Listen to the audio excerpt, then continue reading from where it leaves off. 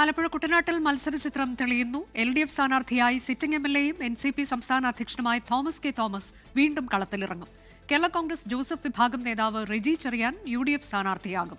BDJS അധ്യക്ഷൻ തുഷാർ വെള്ളാപ്പള്ളിയെ ഇറക്കാനാണ് NDAയുടെ ആലോചന. LDFിൽ NCP, UDFിൽ Kerala Congress Joseph വിഭാഗം, NDAയിൽ BDJS, മൂന്ന് മുന്നണികളും ഘടകകക്ഷികൾക്ക് നൽകിയിരിക്കുന്ന സീറ്റാണ് Kuttanad. Sitting MLA Thomas K Thomas തന്നെ LDFിൽ മത്സരിക്കും. തോമസ് കെ തോമസിനെതിരായ CPIM ജില്ലാ കമ്മിറ്റിയിൽ ഉൾപ്പെടെ കടുത്ത വിമർശനം ഉയർന്നിരുന്ന കാലമുണ്ടായിരുന്നു.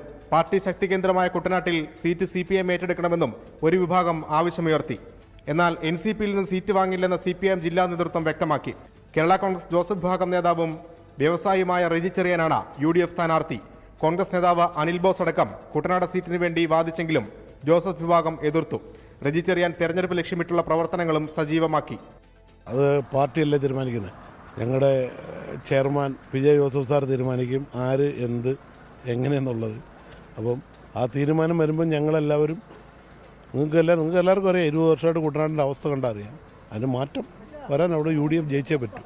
തദ്ദേശ തെരഞ്ഞെടുപ്പിൽ കുട്ടനാട്ടിലെ പഞ്ചായത്തുകളിൽ മുന്നേറ്റമുണ്ടാക്കാൻ NDAക്ക് സാധിച്ചെന്ന വിലയിരുത്തൽ നേതൃത്വത്തിനുണ്ട്. തുഷാർ വെള്ളാപ്പള്ളിയെ രംഗത്തിറക്കാനാണ് ആലോചന.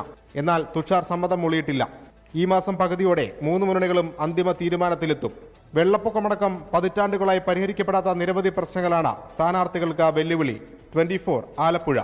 ലോകത്തെവിടെയായാലും ഏത് സമയത്തും 24 വാർത്തകളും ഓഗ്മെന്റഡ് റിയാലിറ്റി പാക്കേജുകളും എക്സ്പ്ലെയിനറുകളും വിശദമായി കാണാൻ ഞങ്ങളുടെ YouTube ചാനൽ നിങ്ങൾക്ക് സബ്സ്ക്രൈബ് ചെയ്യാം.